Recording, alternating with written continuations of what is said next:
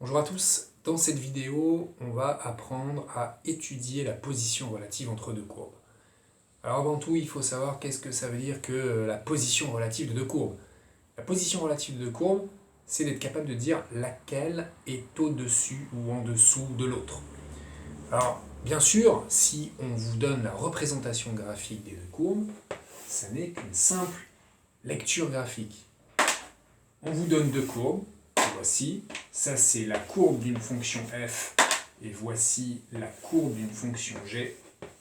On vous dit que ces deux courbes sont des courbes représentatives de fonctions définies sur R, alors il faut être capable de dire laquelle est en dessous ou au-dessus de l'autre. Alors là, il n'y a pas d'ambiguïté, vous allez juste me dire que CG est au-dessus de CF sur R, et voilà, on aura répondu à la question étudier la position relative. Alors parfois c'est un petit peu plus compliqué que ça, même graphiquement.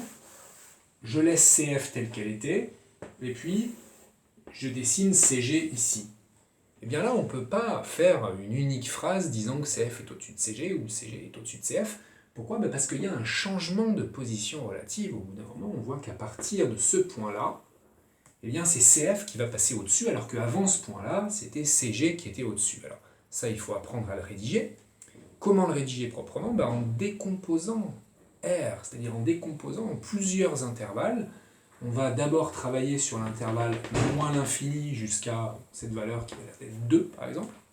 Et puis on va faire deux phrases séparées en disant que sur moins l'infini 2, c'est CG qui est au-dessus de CF, et sur l'intervalle 2 plus l'infini, eh bien c'est CF qui est au-dessus de CG. Alors c'est un peu lourd, imaginez s'il y a plein de changements de position relative entre les deux courbes, un peu lourd de faire autant de phrases qu'il y a de changements de position relative. Alors, il y a un moyen visuel, intéressant, de synthétiser l'information, c'est un tableau de position relative. Qu'est-ce qu'on fait ? Eh bien, on dresse un tableau un petit peu comme un tableau de signes ou un tableau de variation. On va placer ici l'intervalle de travail, qui ici est moins l'infini plus l'infini. On va mettre là où les valeurs en lesquelles il y a des changements de position relative, ce sont donc des points d'intersection. Et en ces points d'intersection, on va placer les traits qui veulent dire qu'on va séparer, on va scinder en plusieurs intervalles. Et dans chacune des cases qui correspondent à des intervalles, eh bien on va écrire qui est au-dessus de qui. Donc là, on écrit position relative. Et dans chaque case, on va dire, donc pour la première, moins l'infini 2, que CG est au-dessus de CF. Et dans la deuxième case, on va écrire que CG, cette fois, et que CF, est au-dessus de CG. Voilà ce que c'est qu'une étude de position relative, mais alors attention, c'est un peu facile quand même tout ça. Et parfois, les études de position relative ne se font pas avec des représentations graphiques, mais elles se font avec des expressions des fonctions. Et c'est là que vous avez besoin d'une méthode, parce que quand il s'agit d'une analyse graphique, il n'y a pas vraiment besoin de méthode, il faut juste savoir comment représenter l'information, soit avec plusieurs phrases en français, soit avec un tableau. Mais maintenant, imaginez que vous ayez deux fonctions dont vous avez les expressions, cette fois. C'est-à-dire que vous avez f de x égale fonction de x et g de x égale en fonction de x. Là, vous n'avez pas le tracé des courbes, donc vous ne pouvez pas vous contenter, je ne sais pas moi, de tracer ça à la calculatrice, et puis de donner la position relative sans avoir fait aucun calcul, parce qu'il n'y aura pas de preuve, ce serait un peu embêtant si on vous demande d'étudier la position relative. Alors il faut avoir une méthode qu'on va voir ensemble, et avant de la voir ensemble, cette méthode, on va d'abord essayer de comprendre la définition de la position relative, mais en version algébrique. Qu'est-ce que ça veut dire que CF est au-dessus de CG sur un intervalle I? Eh bien ça veut dire que f de x va être supérieur ou égal à g de x pour tout x appartenant à cet intervalle. Ça, c'est équivalent à dire que CF est au-dessus de CG. Et inversement, dire que CF est en dessous de CG, ça voudrait dire que f de x est inférieur ou égal à g de x sur cet intervalle I. Ça, c'est la définition. Maintenant, d'un point de vue méthode, comment savoir qui est plus grand que qui? Et surtout, on l'a vu tout à l'heure, ça peut dépendre des intervalles. Donc comment gérer ces difficultés-là? Eh bien, on va utiliser une technique qui est très souvent utilisée en mathématiques quand on veut comparer deux nombres, quand on veut comparer deux quantités. Eh bien, on calcule leur différence. C'est une espèce de petite méthode-outil que vous verrez dans d'autres méthodes un peu plus tard, tout au long de votre scolarité au lycée. Je pense notamment aux suites. Alors, calculer la différence, ça veut dire quoi? Eh bien, ça veut dire calculer la quantité f de x moins g de x. Pourquoi on fait ça? Eh bien, parce que si on arrive à calculer la quantité f de x moins g de x, ce qu'on va devoir faire ensuite, c'est étudier le signe de cette quantité. Pourquoi? Parce que si c'est positif, si on arrive à prouver que c'est positif, qu'est-ce que ça voudra dire? Eh bien, ça voudra dire, en passant le moins g de x de l'autre côté, ça voudra dire que f de x est supérieur ou égal à g de x. Ce qui veut dire que CF est supérieur à CG, que CF est au-dessus de CG. Si au contraire, en ayant calculé f de x moins g de x, on trouve que c'est négatif, eh bien ça voudra dire que f de x est plus petit que g de x, ce qui signifiera que CF est en dessous de CG. Et alors quand il y a des changements de position relative, eh bien on se rend compte que oui, on aura cette quantité-là qui ne sera pas toujours positive ou toujours négative, mais qu'on réussira à trouver quand est-ce qu'elle est positive et quand est-ce qu'elle est négative, et alors on pourra en déduire la position relative des deux courbes selon l'intervalle sur lequel on a décidé de travailler. Alors, formalisons la méthode. Comment faire pour étudier une position relative quand on a des expressions de deux fonctions f et g? Première étape, eh bien, on calcul de f de x moins g de x. Bien évidemment, si les fonctions s'appellent h et i, on calcule h de x moins i de x, bien évidemment. Deuxième étape, une fois qu'on a calculé ça, eh bien, on va étudier son signe. Donc, étude de signe de cette expression qui est f de x moins g de x. Et enfin, petit 3, eh bien, c'est déjà la conclusion. Et la conclusion, soit sous forme de phrase, soit sous forme de tableau. Avec la propriété qu'on a vue tout à l'heure, qui est, si ce truc-là est positif, ça veut dire que CF est au-dessus de CG, et si ce truc-là est négatif, ça veut dire que CF est en dessous de CG. Appliquons ceci. On va le laisser dans un coin, et on va l'appliquer tout de suite. Si je vous donne f de x égale x carré moins 3x plus 1, et g de x égale x carré plus 5x plus 5. J'ai deux fonctions dont on me donne l'expression algébrique sur R. Alors, première étape, je vais calculer pour tout x réel, pour tout x appartenant à R, f de x moins g de x est égal à l'expression de f de x, que je mets entre parenthèses, c'est un bloc, moins l'expression de g de x, que je mets entre parenthèses aussi, et surtout d'ailleurs, parce qu'il y a un moins juste avant. Et je fais le petit calcul suivant en utilisant, bien sûr, la règle du moins parenthèse. La règle du moins parenthèse, pourquoi? Parce que j'ai un moins suivi d'une parenthèse, donc ça s'apparente à un développement par moins 1, et donc je me rappelle qu'il faut que je change tous les signes qui sont à l'intérieur de la deuxième parenthèse, qui suit le moins.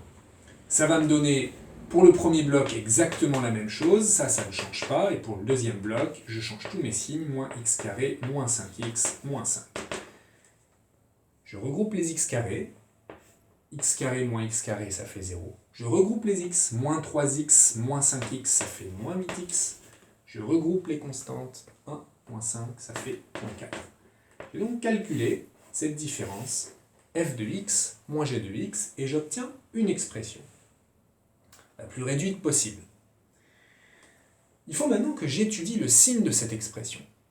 Alors là, étudier un signe, eh bien ça dépend de l'expression qu'on a obtenue.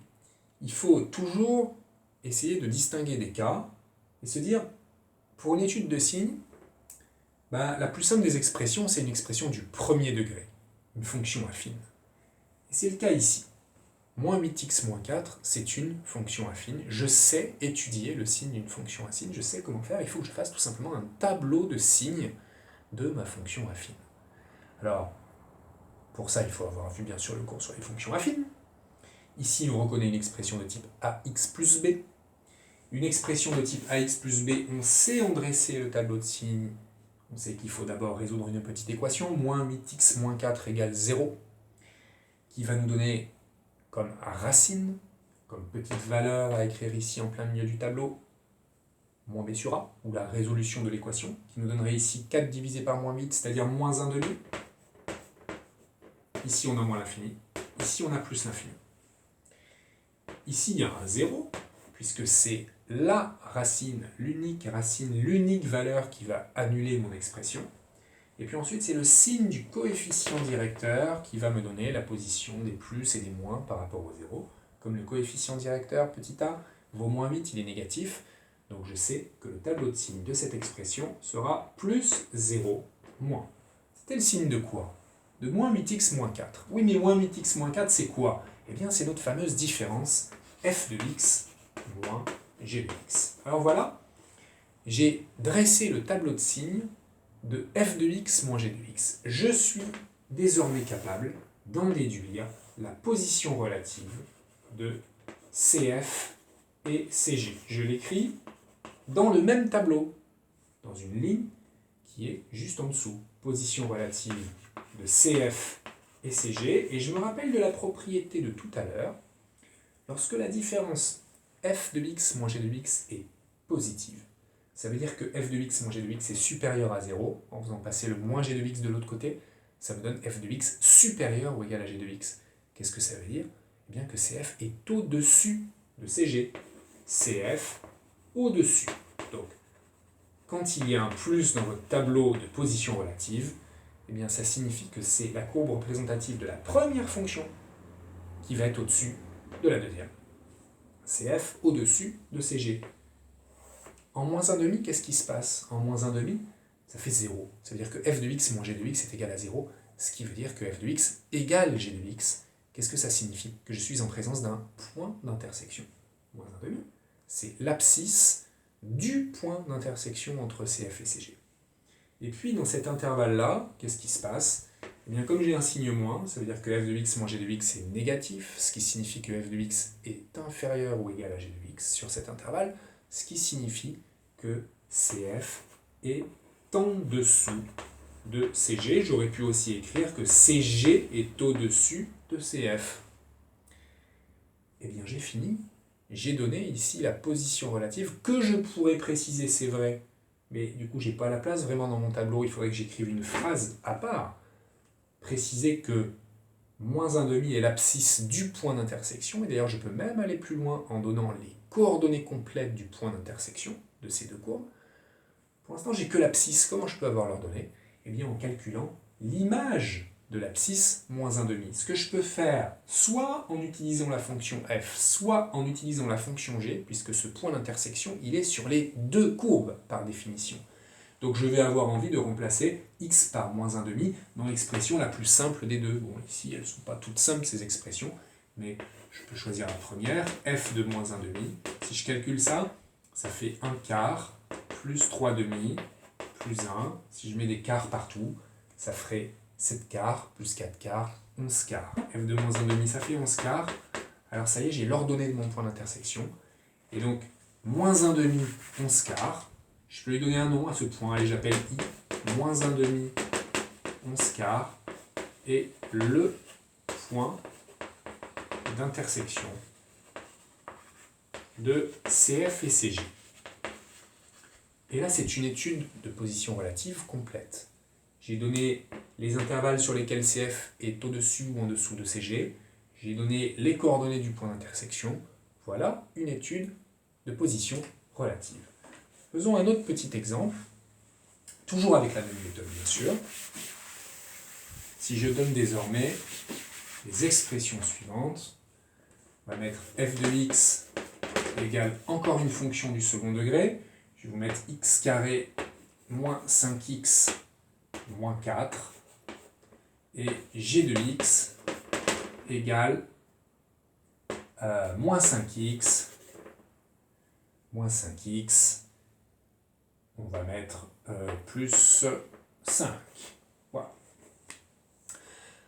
Toujours la même méthode.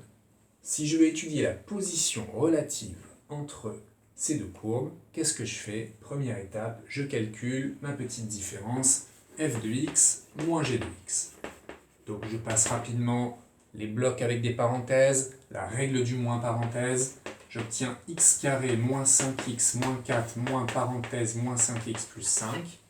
Et en utilisant la règle du moins parenthèse, j'obtiens finalement x carré moins 5x moins 4 plus 5x moins 5, ce qui va me donner x carré, les x se simplifient, x carré moins 9. Et là, je me retrouve avec une expression dont je ne sais pas immédiatement étudier le signe. Tout à l'heure, je vous ai dit, étude de signes, on a de la chance d'avoir du premier degré, on sait dresser un tableau de signes d'une expression du premier degré, d'une fonction affine, mais qu'est-ce qu'on fait quand on n'a pas une expression du premier degré? Eh bien, on va chercher à factoriser le plus possible ou à mettre sous le même dénominateur. Voilà, c'est comme ça qu'on étudie un signe. À ce propos, je vous rappelle qu'il y a une vidéo étude de signes que vous pouvez aller consulter, parce qu'on voit l'importance de savoir étudier un signe, puisque ça sert même à l'intérieur de méthodes plus complexes comme celle de l'étude d'une position relative. Donc, si je veux étudier le signe de x carré moins 9, il faut que je cherche à tout prix une factorisation, parce que ça c'est du second degré. En classe de seconde, je ne sais pas encore faire. En classe de première, oui certainement, mais en classe de seconde, pas à tous les coups. Donc je cherche une factorisation, je cherche un facteur commun, j'en ai pas, je cherche une identité remarquable, j'en ai une, a carré moins b carré, ça se factorise en a plus b fois a moins b, donc ceci se factorise de la manière suivante, x plus 3 fois x moins 3. Je suis tout à fait capable de construire le tableau de signes d'une telle expression. Je sais que j'aurai besoin de deux lignes, une pour chaque facteur, x plus 3, x moins 3. Je sais que je vais devoir placer les racines ici qui seront moins 3 et 3. X plus 3 s'annule en moins 3, c'est négatif puis positif. Et x moins 3 s'annule en 3, c'est négatif puis positif. Je passe très vite, ceci concerne les tableaux de signes de produits d'expression du premier degré. Là encore, il y a de la matière dessus en vidéo. Le produit des deux, x plus 3 fois x moins 3, c'est ma fameuse différence f de x moins g de x. Je suis capable de déduire le signe de cette expression parce que c'est le produit de deux expressions du premier degré. Je connais mes règles de signes. Moins fois moins, ça fait plus. 0 que je reporte. Plus fois moins, ça fait moins. 0 que je reporte. Plus fois plus, ça fait plus. Alors, mes cases sont parfaitement délimitées pour pouvoir donner la position relative de CF et CG. Encore une fois, lorsque je vois un plus dans mon tableau, ça signifie que f de x est plus grand que g de x, ce qui signifie que c'est CF qui est au-dessus. Et lorsque je vois un moins, ça signifie que c'est CG qui est au-dessus, ou bien CF qui est en dessous. Et là, comme il y a un plus, et bien encore une fois, c'est CF qui va être au-dessus. Alors encore une fois, ce tableau récapitulatif, on peut l'écrire en toutes lignes en trois phrases. Les trois phrases seraient: sur moins l'infini moins 3, CF est au-dessus de CG. Sur l'intervalle moins 3, 3, CG est au-dessus de CF. Et sur l'intervalle 3 plus l'infini, CF est au-dessus de CG. Si on veut être vraiment rigoureux, on peut se dire: oui, mais alors est-ce que c'est des crochets ouverts ou des crochets fermés? S'il y a écrit au-dessus, ce n'est pas strictement au-dessus. Donc on peut s'autoriser à avoir des crochets fermés, bien sûr. Si on a envie de dire que CF est strictement au-dessus, alors il faut absolument ouvrir le crochet en moins 3. Et on l'ouvrira aussi de la même façon en moins 3 pour l'intervalle moins 3, 3. On l'ouvrira aussi en 3 et on l'ouvrira sur l'intervalle 3 plus l'infini. Et on pourra d'ailleurs préciser les choses en allant parler des points d'intersection dont les abscisses sont les valeurs en lesquelles la différence f de x moins g de x fait 0. Donc les points d'intersection, ici, ont pour abscisse moins 3 et 3. Et si je veux calculer leur ordonnée, même chose que tout à l'heure, je vais calculer l'image de moins 3 dans un premier temps. Moins 3 fois moins 5, ça fait 15, plus 5, ça fait 20. Donc moins 3, 20, c'est le premier point d'intersection. Et mon deuxième point d'intersection, abscisse 3, moins 15 plus 5, ça nous fait moins 10. Donc 3 moins 10, c'est le deuxième point d'intersection entre CF et CG. Je récapitule, quand on veut faire une étude de position relative, si on a la chance d'avoir les courbes, c'est juste de la lecture graphique. Sinon, il y a cette méthode à bien connaître. Cette méthode nécessite de calculer la différence des deux expressions, f de x moins g de x, puis d'étudier son signe. Et là, c'est une méthode en soi d'étudier un signe.